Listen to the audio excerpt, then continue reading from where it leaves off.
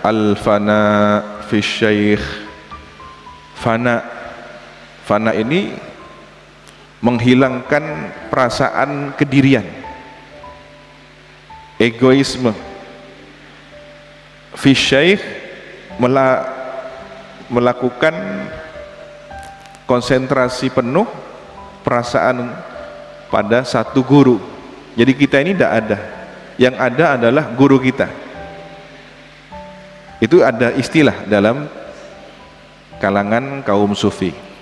Maka yang selalu disebut adalah Hadratus Syekh, guru kita, Murabbir Ruh, Abuya.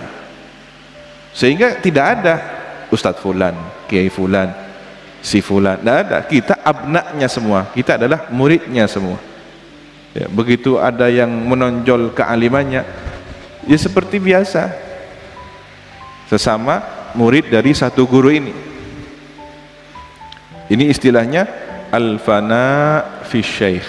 Maka yang diperlihatkan hanya gurunya, yang terasa nikmat ketika disebut hanya nama gurunya. Tidak ada identitas-identitas lain yang dimunculkan, hanya satu sosok maknawi gurunya yang dicintai. Padahal murid-murid ini ada yang alim-alim, ada yang super hebat, sahibul karamah. Tapi begitu sudah berhimpun satu bersama, bahkan di hadapan masyarakat, dia tidak memandang siapa dirinya ini, tidak. Guru saya, guru kami, murabbir ruh, murabbil arwah, murabbi arwahina, begitu. Tetapi itu masih seringkali terjadi ketergelinciran. Begitu satu kelompok punya sosok guru yang diagungkan, dia tidak mau menyebut dan bahkan menghindar untuk menyebut nama guru orang lain, sehingga kelompok yang lain tersinggung ketika kelompok ini tidak menyebut nama gurunya. Padahal mungkin di forum-forum terbuka itu semua nama-nama tokoh orang terkemuka disebutkan, tapi begitu nama gurunya tidak disebutkan. Terjadilah perpecahan hanya gara-gara persoalan tidak menyebut nama guru orang lain. Ini terjadi, dan ini potensi perpecahan. Apa yang ditawarkan oleh Syekh Said An-Nursi? Wa ana lastu sufyan, dan saya bukan seorang sufi. Saya bukan seorang sufi. Walakin, tetapi, al-fana fil ikhwan dusturun jamilun. Fana di dalam persaudaraan, jadi larut di dalam persaudaraan. Ini adalah dustur yang indah, suatu kaedah, suatu aturan yang indah. Begitu ada thariqah lain tersohor, dikenal, terlihat karomah-karomah gurunya, dia tidak terpancing oleh kecemburuan yang bisa memecah belah. Dia tidak tersulut oleh ketersinggungan karena orang lain menyebut gurunya dengan bangga, sementara guru kelompok ini tidak disebutkan. Kenapa? Dia sudah larut, dia sudah tenggelam, tidak apa-apa. Dia itu, mereka itu saudara saya pada umat Kanjeng Nabi kabeh, merasa satu ikhwan. Ini yang ditawarkan oleh Syekh Said An-Nursi.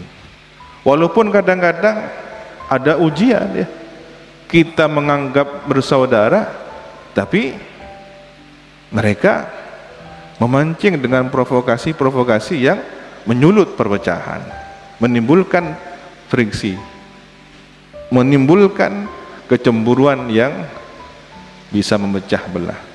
Tapi kita tenangkan, itu saudara saya, sama-sama umatnya Kanjeng Nabi.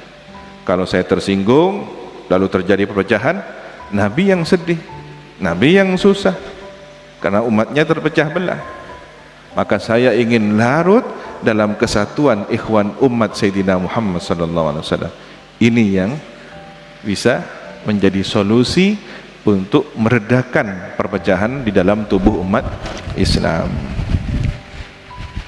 Maka dawuhnya Syekh Sa'id An-Nursi, fana fil ikhwan, larut perasaan, hilang, lenyap dalam kebersamaan ikhwan, bersaudara, adalah dustur yang indah, yunasibu maslakana, yang sesuai kepada jalan perjuangan kita, wa manhajana, dan manhaj kita, tamaman, sempurna. Maka tidak ada kebanggaan saya Tijani, saya Naqsabandi, saya Qadiri, saya Syadili, tidak. Tapi saya adalah umat baginda Nabi Muhammad sallallahu alaihi wasallam. Larut, selesai sudah. Ya, urusan dia, wilayah cinta dia dengan gurunya, baik. Ya. Tapi ketika cinta ini kemudian terungkap di halayak ramai, hati-hati. Timbul lagi persoalan kan gitu ya. Ucapan dia yang sangat terkesan fanatik itu akan menimbulkan perpecahan di tubuh umat baginda Nabi Muhammad. Apalagi yang awam. Kalau bukan guru saya, tak kira selamat ke surga. Yang wali hanya guru saya. Begitu bahasa-bahasa yang kadang-kadang menyulut kebencian, menyulut kecemburuan dari pihak-pihak lain yang bukan wilayah cintanya. Coba kita rasakan, begitu guru kita disebut-sebut, terasa enggak ada sesuatu? Utang guru. Ini maksudnya sensitivitas kejiwaan. Ada berita, ini biasanya kalau sudah alumni ya, tentang guru di pesantrennya, masuk berita, langsung bangga, senang. Begitupun hal yang negatif tentang guru, langsung sensitif. Aksi bakar-bakar, aksi saling menghantam, aksi saling melempar. Pihak yang merasa senang ada dua orang kelompok umat Islam berpecah belah. Dan parabak, beri apoi, beri nyakgas. Artinya apa? Ada provokasi-provokasi. Siapa yang diuntungkan? Pihak di luar kaum muslimin yang ingin umat Islam berpecah belah. Andaikan solusi yang ditawarkan oleh Syekh Sa'id An-Nursi ini dimunculkan dalam diri setiap kaum muslimin, kenapa ya guru kita tidak disebutkan? Sudah ada apa-apa. Yang penting Allah tahu bahwa guru kita ini orang mulia. Itu juga umat Nabi Muhammad. Hanya saja yang sedang diuji dengan rasa cinta yang berlibahan kepada gurunya, sehingga melupakan ada orang lain yang juga diberi anugerah oleh Allah Subhanahu wa taala. Terus bagaimana dengan Ahlus Sunnah wal Jamaah yang menganut 4 mazhab? Kita ditanamkan toleransi. Ikuti, kalau saya Syafi'iyah, saya cinta Imam Syafi'i. Tapi bukan berarti saya tidak punya tempat untuk Imam Malik, Imam Hanafi, Imam Ahmad bin Hanbal. Toh kadang-kadang dalam satu masalah kita bisa mengambil pendapatnya Imam Abu Hanifah misalkan. Lihat bagaimana imam kita, Imam Syafi'i, pada saat ziarah ke makbarah dorihanya Imam Abu Hanifah, sudah wafat beliau, sholat subuh di dekat dorihanya Imam Abu Hanifah, ternyata tidak pakai kunut, padahal ini Imam Syafi'i. Makmumnya kemudian bertanya, Anda Imam Syafi'i? Muhammad bin Ilyas Syafi'i? Iya, saya. Anda yang punya pendapat bahwa sunnah muakkadah kalau subuh baca kunut? Iya, saya. Kenapa Anda tidak baca kunut? Saya takriman, tahriman kepada sahib qaulu sahibil maqbarah ini. Fatwa pendapatnya sahibil maqbarah ini. Orang yang sudah wafat masih dihormat pendapatnya. Ini guru kita, imam madhab kita. Nah, sementara kita kadang-kadang terkejut ya, sholat perjalanan karena lingkungan kita sejak kecil tertanam Syafi'iyah, begitu mampir di masjid yang tidak baca kunut, tak kunut masih apa jangan polling kok saya gelak tak sah. Ya Allah, sebegitunya sah salatnya.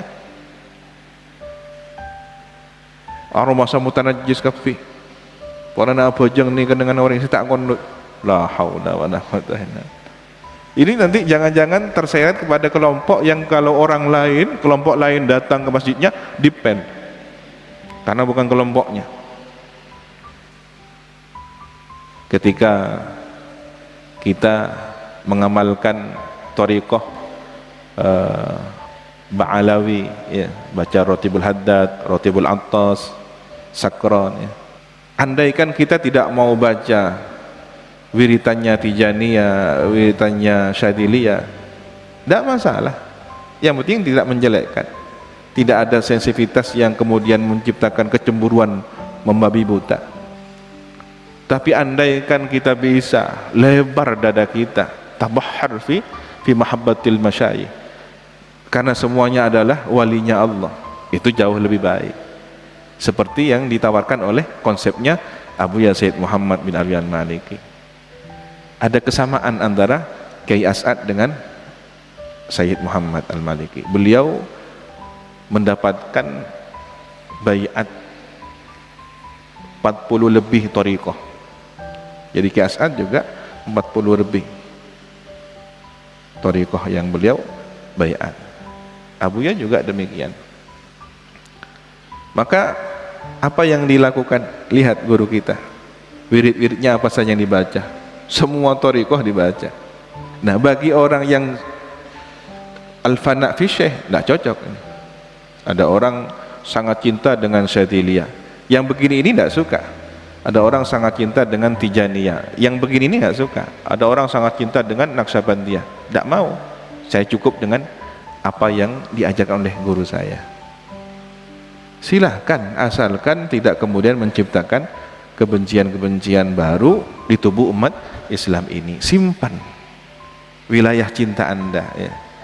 Yang sering teruji itu tidak mampu menyimpannya, mengungkapkannya, dan itu kemudian membelah umat. Yang khawatir adalah ternyata tidak diridhoi oleh Rasulullah atau menyakiti baginda Rasulullah. Apa ini yang dimaksud dengan tujuan berthariqah? Ya. Dalam hal lain contohnya apa? Santri sesama pondok pesantren yang terlalu membanggakan identitas kepesantrenannya. Pada akhirnya ketika dia di masyarakat, fanatisme pesantren ini memecah belah kehidupan sosial. Itu tidak baik. Haitsu inna asasa maslakina, sekiranya bahwa pondasi jalan perjuangan kita, wa manhajina, dan pondasi manhaj perjuangan kita, huwa, itu adalah al-ukhuwah fillah, bersaudara karena Allah. Jadi konsepnya adalah bersaudara karena Allah. Di sana saudara kita, di situ saudara kita, di sebelah sana juga saudara kita, sama-sama umat Sayyidina Muhammad sallallahu alaihi wasallam. Bahkan dalam kehidupan yang lebih majmuk, ya, bersaudara sesama makhluk Allah.